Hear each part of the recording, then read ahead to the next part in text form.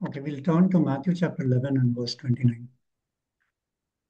మత్తయి సువార్త 11వ అధ్యాయం 29వ వచనాన్ని ఒకసారి తీద్దాం. Whether you can read. నేను సాత్వికుడను దీన మనస్సు గలవాడను గనుక మీ మీద నా కాడి ఎత్తుకొని నా యొద్ద నేర్చుకొనుడి, అప్పుడు మీ ప్రాణములకు విశ్రాంతి దొరుకును. Take my yoke upon you, learn of me. I am meek and lowly in heart. You will find rest for your souls. So the Lord said that he is meek. కాబట్టి ప్రభు ఏం చెప్తున్నాడంటే తాను సాత్వికుడును అని చెప్తున్నాడు. What is being meek? సాత్వికుడు అంటే అర్థం ఏంటి? Being meek means taking what God wants you to take. సాత్వికం అంటే దేవుడు నువ్వు ఏమి తీసుకోవాలని కోరుకుంటున్నాడో అది తీసుకోవడం. Being satisfied when you have something, being equally satisfied when you do not have something. నువ్వు ఏదైనా కలిగి ఉన్నప్పుడు ఎలా అయితే సంతృప్తిగా ఉంటున్నావో, ఏదైనా కలిగి లేనప్పుడు కూడా అదే విధంగా సంతృప్తిని కలిగి ఉండాలి. When you have it, you sing hallelujah. When you don't have it, also sing hallelujah. మీరు అది కలిగి ఉన్నప్పుడు హల్లెలూయా అని పాడుతున్నారు, లేనప్పుడు కూడా హల్లెలూయా అని పాడగలగాలి. Being meek is being flexible to allow God to change our decision according to his will. ఆ మరి సాత్వికంగా ఉండడం అంటే దేవుడు తన చిత్తానుసారంగా మన జీవితంలో ఏదైనా మార్చాలనుకున్నప్పుడు దేవుణ్ణి అనుమతించే విధంగా మనం మార్పు చెందడానికి వీలుగా ఉండాలి. Can we change our decision when God disapproves of it? దేవుడు దేనికైనా ఆయన నిరాకరిస్తే మన నిర్ణయాన్ని మార్చుకోవడానికి మనం ఇష్టపడతామా? When we confess that God loves us, but when he does not give us what we want, are we willing to yield? దేవుడు మనల్ని ప్రేమిస్తున్నాడని చెప్తున్నాం, కానీ మనకి ఏది కావాలనుకున్నామో అది దేవుడు ఇవ్వనప్పుడు మనం ఆయనకి లోబడ్డానికి ఇష్టపడుతున్నామా? It's not demanding what we want. మనకేం కావాలో అది మనం నాకు కావాలని గట్టిగా పట్టుకోవడం కాదు. When God changes, I change. దేవుడు మార్చినప్పుడు నేను మారిపోతూ ఉంటాను. Whatever God wants to do, I agree. దేవుడు ఏం చేయాలనుకున్నా దానికి నేను అంగీకరిస్తాను. Okay, what is the context of that verse in Matthew 11:29? మత్తయి సువార్త 11 అధ్యాయం 29 వచనం, దాని యొక్క సందర్భం ఏంటి? We'll start in verse 3. దాన్ని మనం 3వ వచనంలో చూస్తాం, దాని ప్రారంభాన్ని. Brother, can you read in English, brother? Because Telugu, it's little second and third reverse, Yeah, brother. Yeah. So John the Baptist sends his disciples to ask the Lord Jesus, are you the coming one or should we expect somebody else? రెండో వచనంలో తెలుగులో చూస్తే క్రీస్తు చేయుచున్న కార్యములను గూర్చి యోహాను చెరసాలలో విని, రాబోవాడవు నీవేనా, మేము మరి ఒకని కొరకు కనిపెట్టవలనా అని అడుగుతున్నాడు. Are you the Messiah? Are you the Christ or somebody else? నీవు మెస్సయ్యవేనా, నీవేనా క్రీస్తువి, లేకపోతే మరొకరు ఎవరన్నానా? Remember, this is John the Baptist questioning Jesus. కాబట్టి ఇక్కడ బాప్తిస్మిచ్చి యోహాను యేసుని ప్రశ్నిస్తున్నాడు అనే సంగతిని గుర్తుంచుకోండి. Maybe they went together to the synagogue. బహుశా వాళ్ళిద్దరూ కలిసే సమాజ మందిరానికి వెళ్ళి ఉండవచ్చు. Maybe they asked the rabbis questions together. వారిద్దరూ కలిసే ఆ రబ్బాయిని ప్రశ్నలు అడిగి ఉండవచ్చు. Maybe they played together. వారిద్దరూ కలిసి ఆడుకుని ఉండవచ్చు. Maybe they discussed what they heard in the synagogue. సమాజ మందిరంలో వారు ఏమి విన్నారో దాని గురించి ఇద్దరు సంభాషించుకుని ఉండొచ్చు. So it's like Jesus' closest childhood friend is now doubting him and distrusting him. ఇది ఎలా ఉందంటే యేసయ్య యొక్క చిన్ననాటి స్నేహితుడు ఆయన్ని సందేహిస్తూ ఆయన మీద నమ్మకాన్ని కోల్పోతున్నట్టుగా మనం చూస్తున్నాం. And John the Baptist saw the Holy Spirit descend on Jesus like a dove. మరి పావురం వలె పరిశుద్ధాత్ముడు యేసు మీదకి దిగిరాడని బాప్తిస్మిచ్చి యోహాను చూశాడు. John the Baptist made the confession, "Behold, the Lamb of God who takes away the sin of the world." బాప్తిస్మిచ్చి యోహాను ఇదిగో దేవుని గొర్రెపిల్ల, లోక పాపాలు మోసుకుని దేవుని గొర్రెపిల్ల అని ఒప్పుకున్నాడు నోటితో. He encouraged his own disciples to follow Jesus, తన సొంత శిష్యుల్ని యేసయ్యని వెంబడించండి అని ప్రోత్సహించాడు. knowing that Jesus was the Son of God. యేసయ్య దేవుని కుమారుడని ఎరిగిన తర్వాత వెంబడించమని చెప్పాడు. And now at the end of his life, he's saying, "Are you really the Messiah, or should we look for somebody else?" ఇప్పుడు తన జీవితం చివరికి వచ్చేసరికి నీ నీవు నిజంగా మెస్సేవేనా, లేకపోతే మేము ఇంకెవరి కోసమైనా ఎదురు చూడాలా అని అడుగుతున్నాడు. So, can you imagine the deep pain that Jesus is going through listening to this? ఈ మాట వింటున్నప్పుడు యేసయ్య ఎంత లోతుగా ఆయన బాధపడి ఉంటాడో ఊహించుకోండి.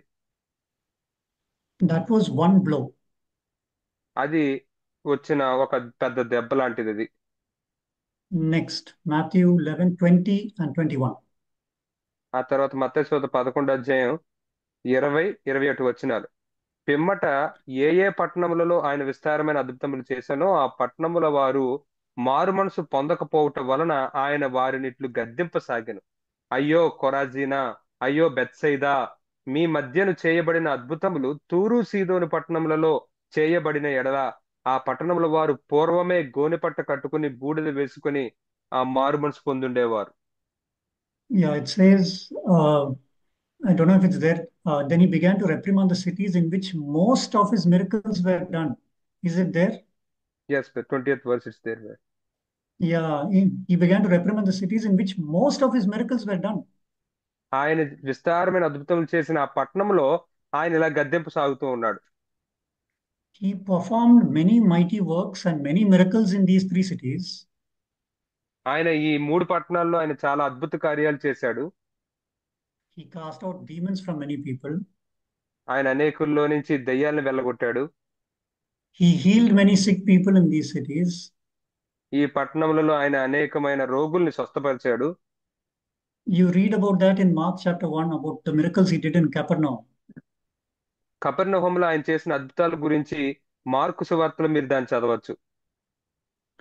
But in the end result of all of Jesus' ministry, healing, casting out demons, what does it say? They did not repent. మరి యేసయ్య అంత పరిచయం చేసిన తర్వాత, స్వస్థతలు చేసిన తర్వాత, దయ్యాలను వెళ్ళగొట్టిన తర్వాత ఇక్కడ ఏం చెప్తుంది? వారు మారు మనసు పొందలేదు అని చెప్తుంది. They heard and they praised God. He has descended from heaven to be their savior, but they did not repent or believe in him. వాళ్ళు ఆయన చెప్పింది విన్నారు, ఆయన పరలోకం నుంచి దిగి వచ్చాడు రక్షకుడు అని అన్నారు, కానీ వారు మాత్రం మారు మనసు పొందలేదు. See, they could say many things with their mouths, but in their hearts they did not believe in Jesus.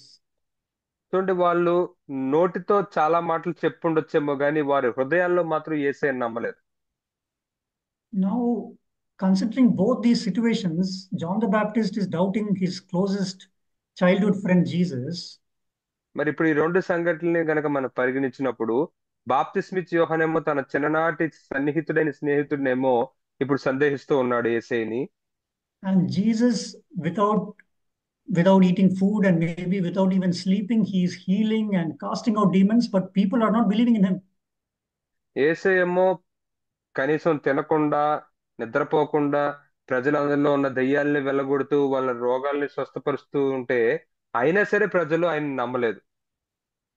So the automatic temptation is to become discouraged and weary. మరి ఇక్కడ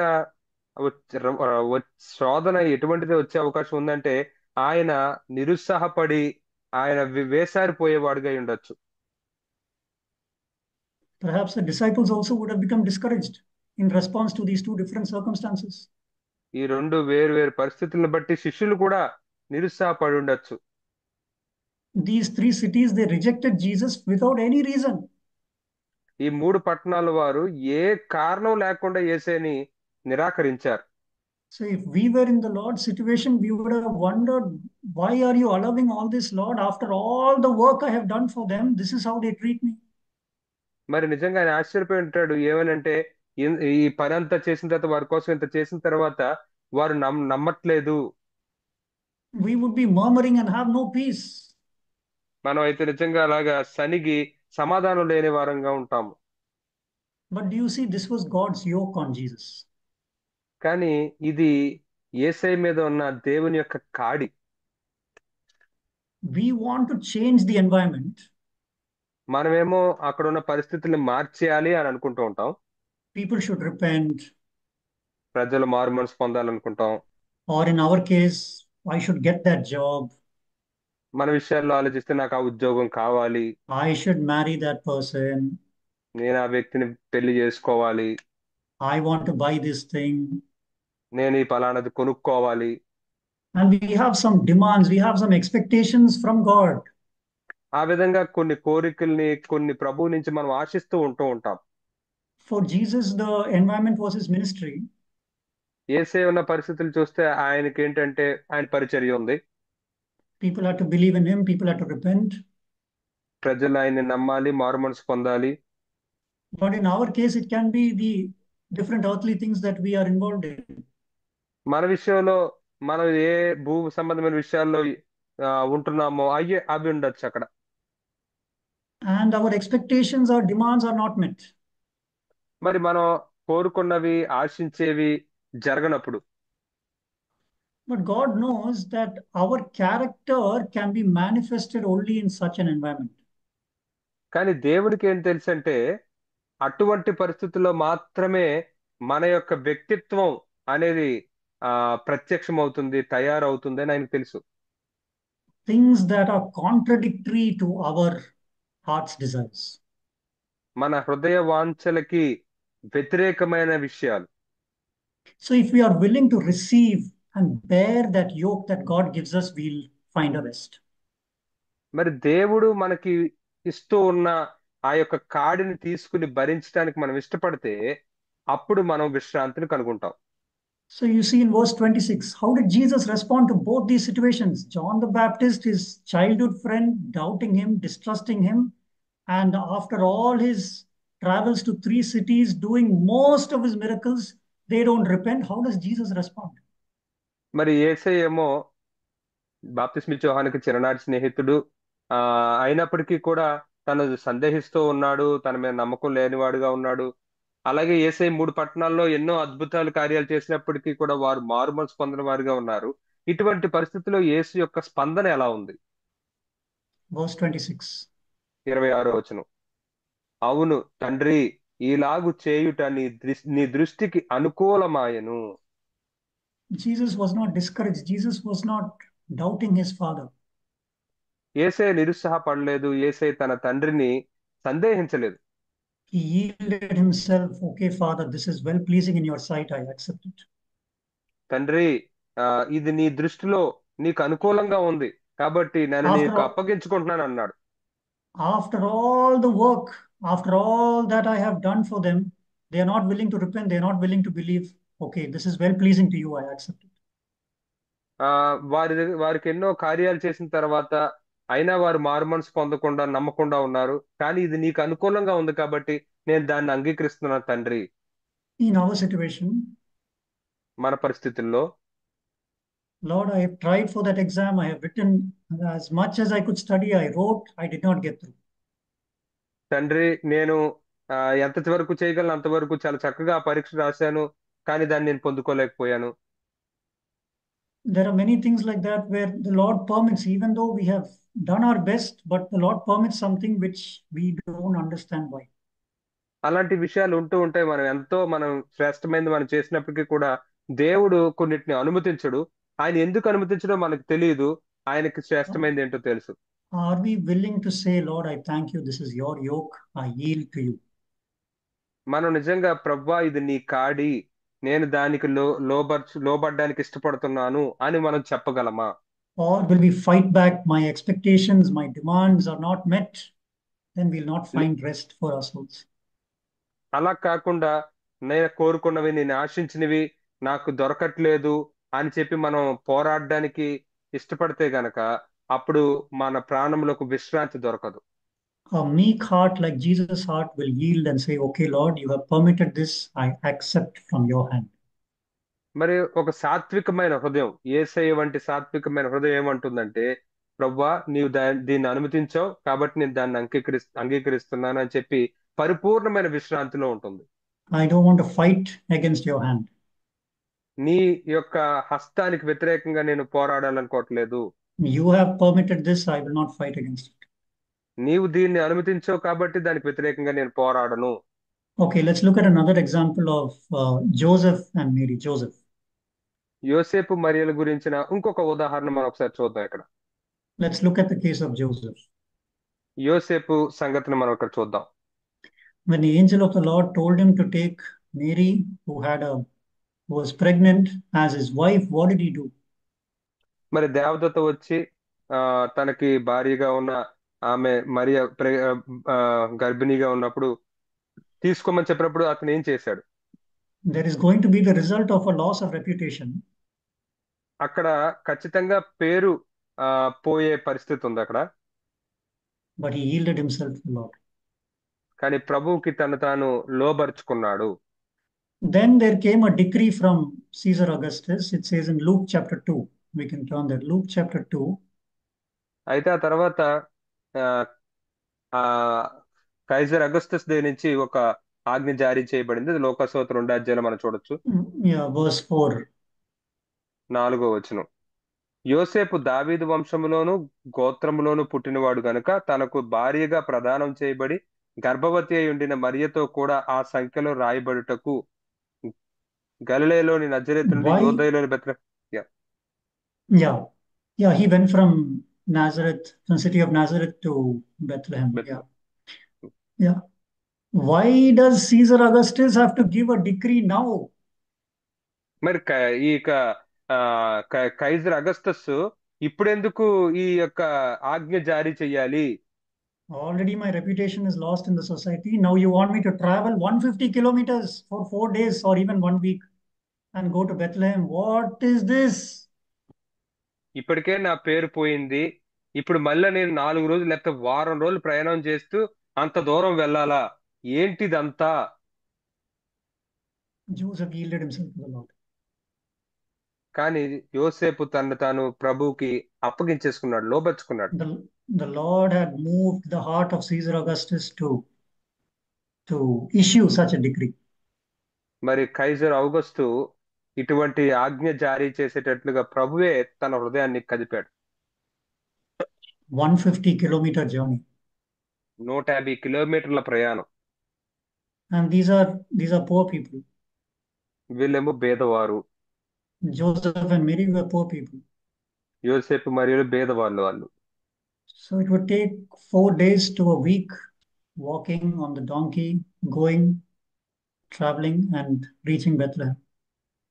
కాబట్టి వారు ఆ బెత్లెహేం చేరుకోవడానికి ఆ నడుస్తూ లేకపోతే గాడిద మీద అలాగే 4 రోజులు వారం రోజుల్లో పడుతుంది. Okay, Joseph yielded himself to the Lord. అయితే యోసేపు మాత్రం తాను ప్రభువుకి లోపరిచేసుకున్నాడు. Okay, I accept, Lord, this is your yoke. I accept it. I'll go. సరే ప్రభువా, ఇది నీవు నాకు ఇచ్చిన కాడి, నేను దీన్ని అంగీకరిస్తున్నాను, నేను వెళ్తాను అని అన్నాడు. Okay, then after Jesus was born, he had another leading from the Lord. యేసయ్య జన్మించిన తర్వాత మరలా ప్రభు దగ్గర నుంచి ఇంకొక నడిపింపు వచ్చింది తనకి.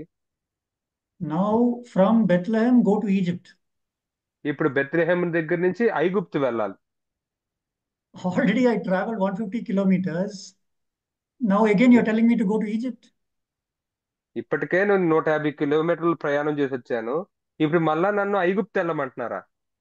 Matthew 2:13, it says that. Matthew 2 verse 13, it says, an angel of the Lord. Yeah, you want to take that? Matthew chapter 2 and verse 13.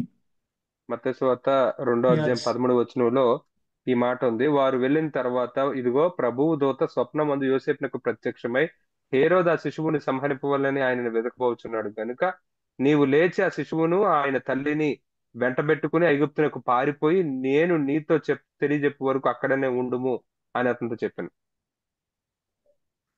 First, God sovereignly changes Caesar Augustus' heart. మొదట దేవుడు సార్వభౌమ అధికారంతో కైజర్ ఔగస్తు యొక్క హృదయాన్ని మార్చాడు. Now Herod is now permitted to kill the children. అయితే ఇప్పుడేమో ఆ మగ శిశువుల్ని చంపేయాలని చెప్పి హేరోదుకేమో అనుమతి దొరికింది.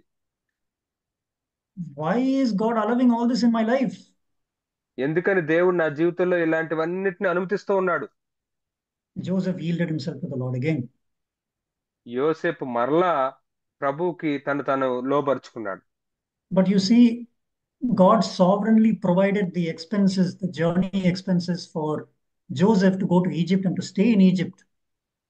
అయితే దేవుడు తన సార్వభౌమాధికారంతో యోసేపు యొక్క ప్రయాణం, వారి ప్రయాణం కొరకు మరలా వాళ్ళు ఐగుప్తులో వాళ్ళు జీవించడానికి కావలసిన వాటి అన్నిటి కొరకు దేవుడు వాళ్ళకి కావలసిన వాటిని ముందుగానే సమకూర్చాడు. Yeah, they got the gold, frankincense, and myrrh from the wise men. ఆ యొక్క జ్ఞానుల దగ్గర నుంచి బంగారం, బోలం, సాంబ్రాణి వాటిని వాళ్ళు పొందుకున్నారు. So God supplied their need. కాబట్టి దేవుడు వారి అవసరతల్ని తీర్చాడు. And it doesn't say, the angel of the Lord doesn't tell Joseph how long you have to be now there in Egypt. అయితే ఇక్కడ దేవదూత యోసేపుతో నువ్వు ఎంతకాలం అక్కడ ఉండాలి అనే విషయాలు ఏం చెప్పలేదు. They might be there for a month or there for a year or more than that. వారు ఒక నెల ఉంటారో లేకపోతే సంవత్సరం ఉంటారో అంతకన్నా ఎక్కువ ఉంటారో అనేది తెలియదు. Okay, now after they arrive in Egypt, again an angel appears to Joseph and says, go back to the place from where you moved. అయితే వాళ్ళు ఐగుప్తు వచ్చిన తర్వాత ఇప్పుడు దేవదూత మరలా ప్రత్యక్షమై సరే ఇప్పుడు మీరు ఎక్కడి నుంచి వచ్చారో అక్కడికి వెళ్ళండి అని చెప్పారు. తర్వాత Matthew 2, verse 19. మత్తయి సువార్త 2:19 హేరోదు చనిపోయిన తర్వాత ఇదిగో ప్రభు దూత ఐగుప్తులో యోసేపునకు స్వప్నమందు ప్రత్యక్షమై నీవు లేచి Yeah. శిశువును తల్లిని తోడుకుని ఇజ్రాయెల్ దేశంలోకి వెళ్ళుము. Yeah. So, verse 21, Joseph got up to, yeah, you can read it. 21 శిశువు ప్రాణము తీయ జూచుచుండిన వారు చనిపోయారని చెప్పాను. అప్పుడు అతడు లేచి శిశువును తల్లిని తోడుకొని ఇజ్రాయెల్ దేశమునకు వచ్చెను. Now only I just settled down in Egypt and again I have to move. ఇప్పుడే కదా నేను ఐగుప్తులో ఇప్పుడే కొంచెం ఏదో సర్దుకుంటున్నాను, ఇప్పుడు మరలా నేను ఇక్కడి నుంచి బయలుదేరాలా. Okay, again Joseph yielded himself to the Lord.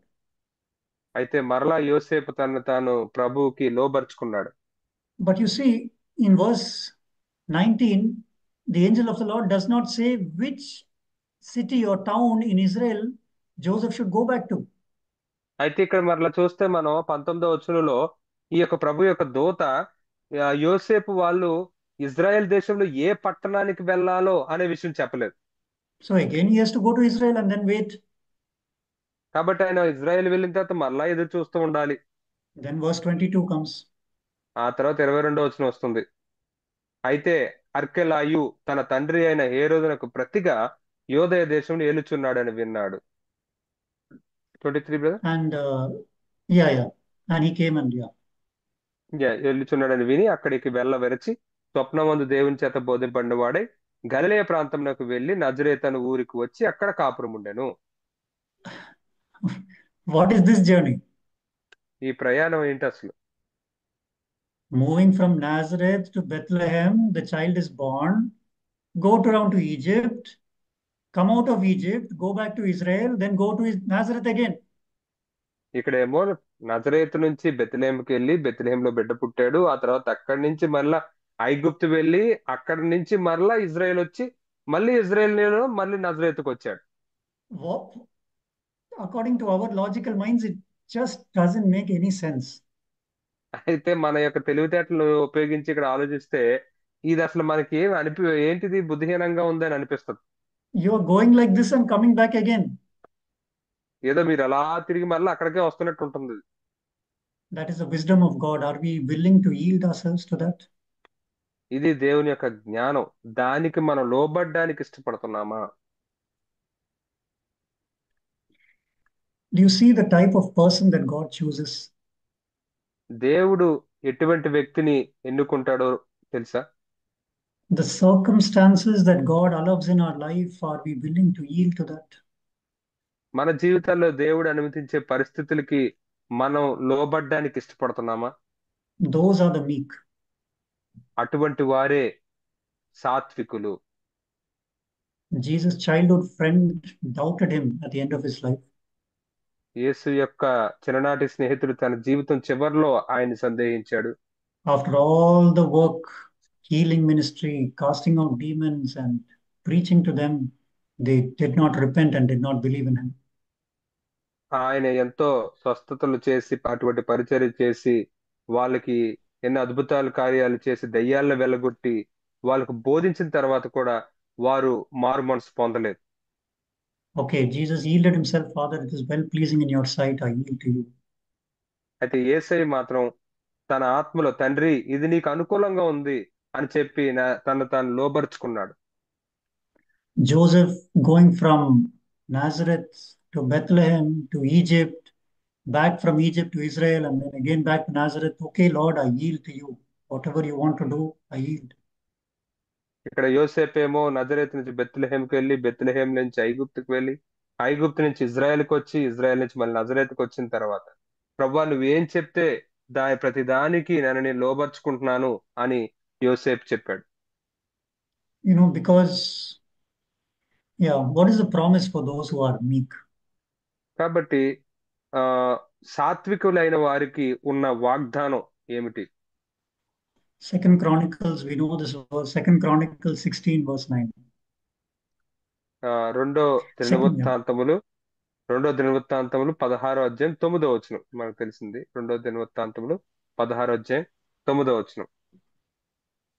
తన ఎడల యథార్థ హృదయం గలవారిని బలపరచుటకై యెహోవా కనుదృష్టి లోకమందంతటా సంచారం చేయుచున్నది. ఈ విషయమందు నీవు మతి తప్పి ప్రవర్తించితివి గనుక ఇది మొదలుకొని నీకు యుద్ధములే కలుగు. The eyes of the Lord move to and fro through the whole earth to show himself strong on those whose heart is completely inclined towards him. One translation is like that. తన ఎడల ఎవరి హృదయం అయితే పూర్తిగా ఆనుకుని ఉంటుందో అనే ఒక అనువాదంలో ఉంది. వాళ్ళని బలపరచడానికి Lord, it doesn't make sense to my reason, but I yield to you.